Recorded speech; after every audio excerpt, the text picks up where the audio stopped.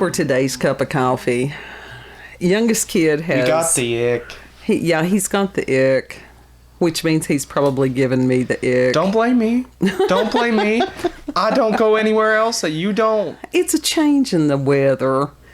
I mean, let's face it, we went from 80, near 90 degree weather, and then nights that were 70s or 60s. And it's fucking freezing. It's not freezing, to temperatures in the day in the 70s and down in the 50s at night. It's time to put the heat on. No, it isn't. Are you kidding? It's now time to turn the air off completely. It's 2022. It's a matter of conservation. Turn it off. There you go. Conservation, turn it off. All you had to do is just... the air off. You don't have to have it running. Just because it says that it's there, if you have it above a certain temperature, it doesn't come on. Ours does. Oh, God help. Oh, planetary alignments. Mercury in retrograde. Anyhow, we have a and the fact that we both have Leo in us. Yeah. And so, that's going to affect communication. We're trying to stay away from each other. He went up to the cabin last night. And I got... Well, were you cold there? It doesn't have air conditioning. No. You know why I wasn't cold? Because it heated up during the day. Right, that's why you have to turn the air conditioning on. And guess what? There's no air conditioner. There's nothing. There's no heat. Nothing. So it's just like it fluctuates with the weather outside, and I was happy. Well, it was 50-some degrees last night. It felt colder than that. I went outside. He just wants to argue for the sake of argument. But inside, it wasn't that cold. Oh, anyhow, we have a really interesting... I've lost my page. Hang on a second. I have an interesting story today that originally was from Grunge.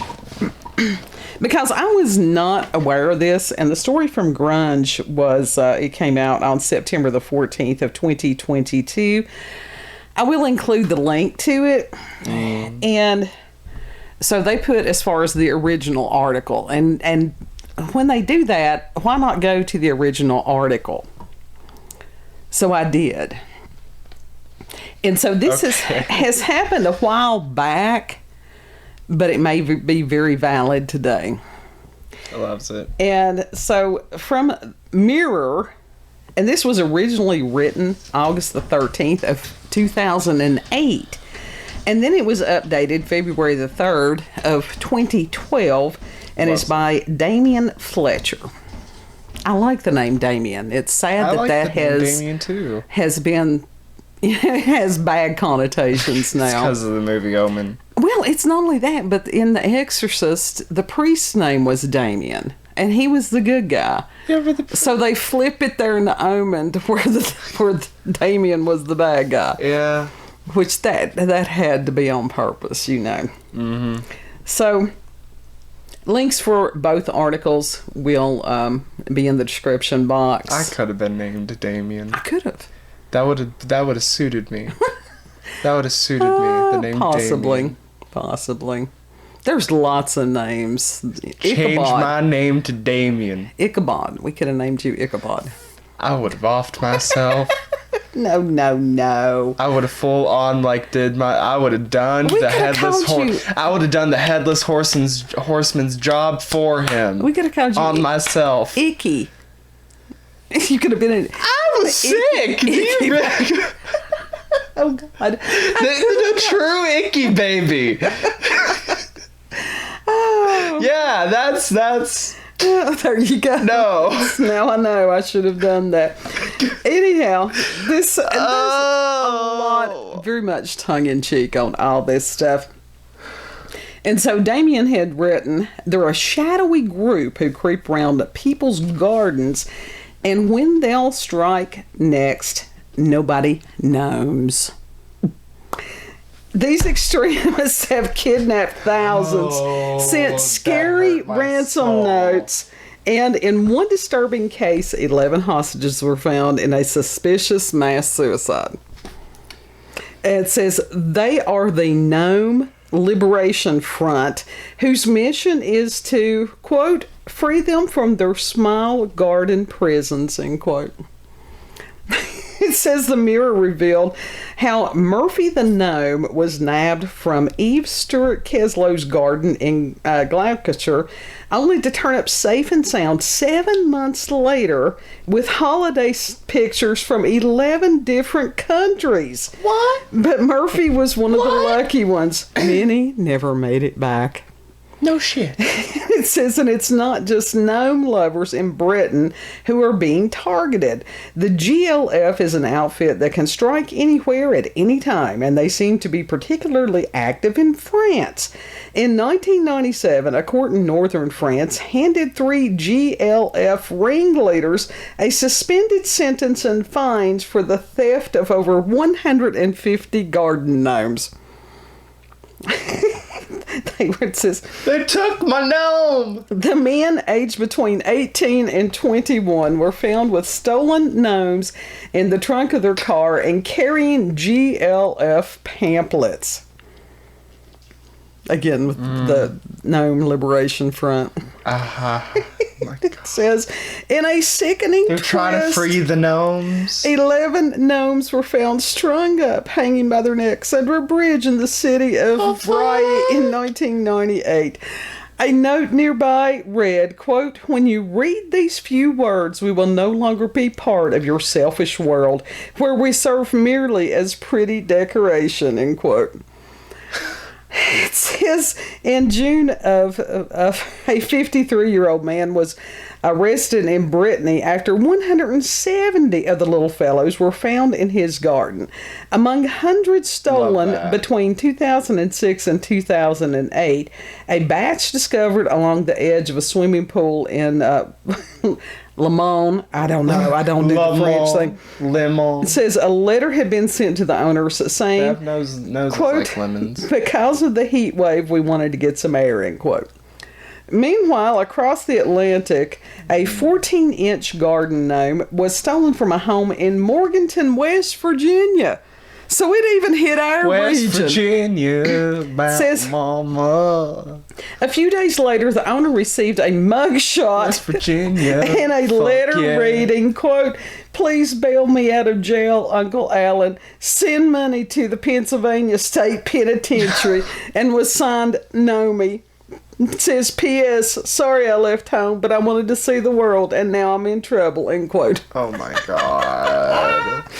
Oh, well, it was West Virginia. Yeah. The clandestine GLF did not respond to emails, but like many terror organizations, they have inspired other gnome nappers to follow in their footsteps. Gnome nappers! One such group was freethegnomes.com, which was more forthcoming when Mirror got in touch. And remember, this was written a while ago, and it's like I did look for the links, and they don't exist anymore. Because this was back when internet and the world was still kind of fun. Yeah. It was the wild, wild west. A reply from an American using the gnomic alias. This is what happens when normies get a hold of the internet. Huh? This is what happens when normies get a hold of the internet. And so Sparky Thidville says that there are still plenty of people in Britain only too eager to raid gardens and free the gnomes. And he had stated, quote, yes, I do realize the gnome liberation is a bit of a pastime on your side of the pond, a bit like baseball or toilet paper papering houses on Halloween, and graffiti are here, I suppose, end quote.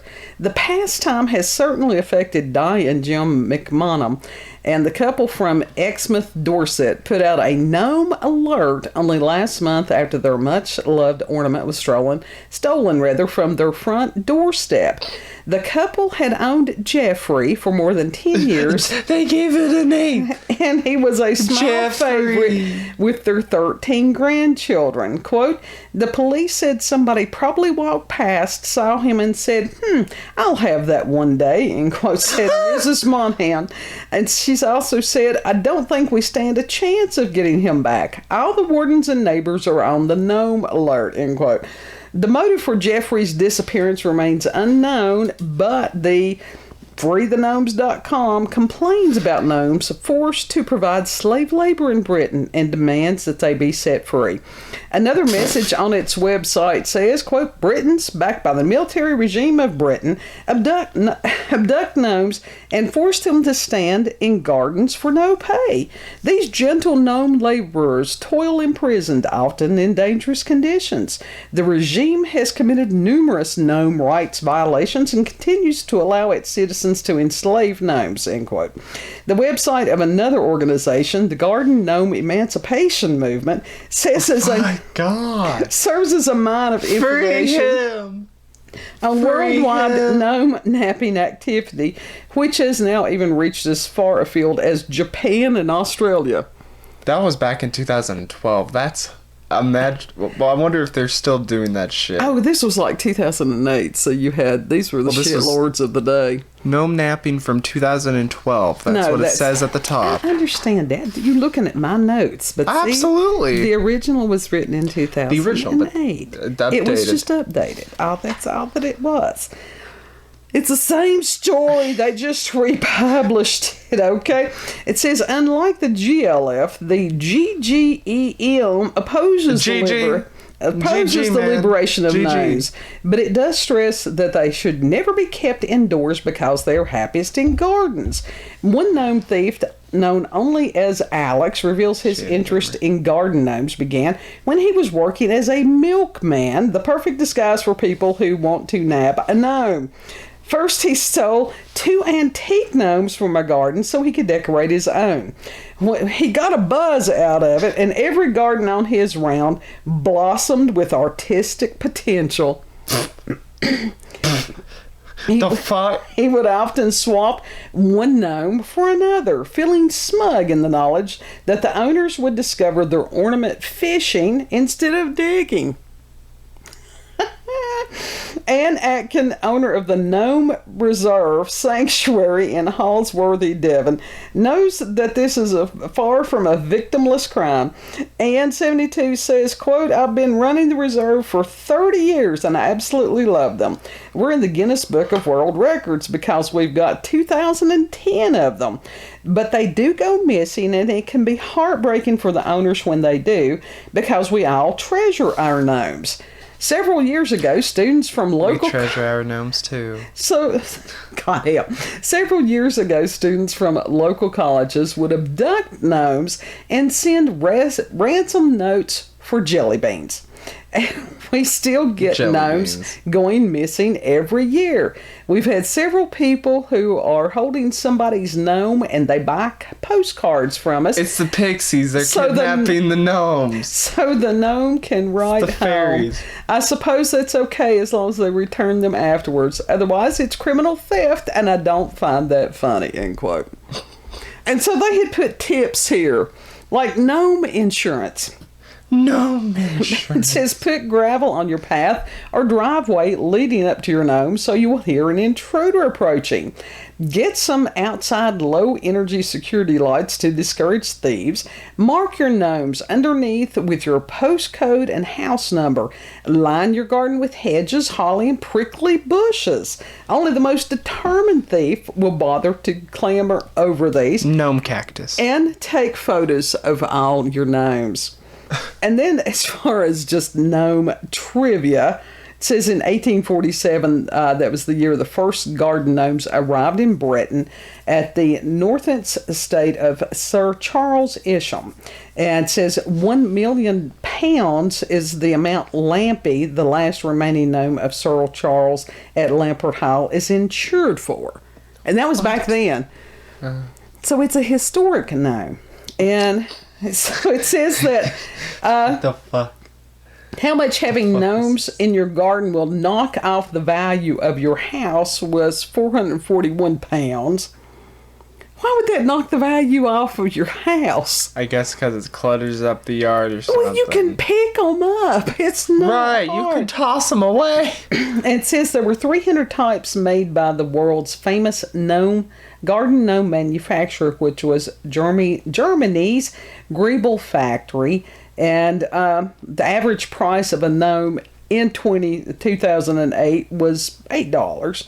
And it says the height Now of it's the world's 27. probably the world's tallest garden gnome, which is Chomsky, is 13 feet and 6 inches, and he stands in a miniature golf course at a farm in upstate New York. Loves that. So, Hope yeah. he's happy there. I wonder if he's still standing. I wonder if somebody has taken his title since this was written. Somebody has stolen him. Gnome nappers. Somebody with a truck, a large Who's truck. going by with the giant fuck? That's a big ass gnome. Yeah, it is a big ass gnome. But the garden gnomes are pretty cool. We actually have one that is a goth garden gnome. Because why would we not? It's just black and white. Yeah. And the gnomes have, you know...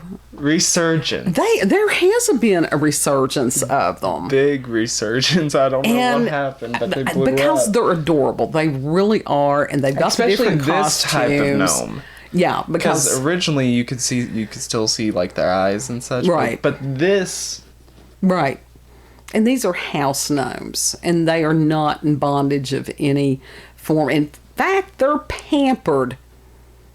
They're very pampered. House gnomes are actually the ones that you do not want because they are the mischievous ones that steal your shit. We have cats. It's like, you know, the gnomes hopefully will help with the cats, but I doubt that. Yeah. But they're really cool. They're collectible. Some of them are made in like Norway or something.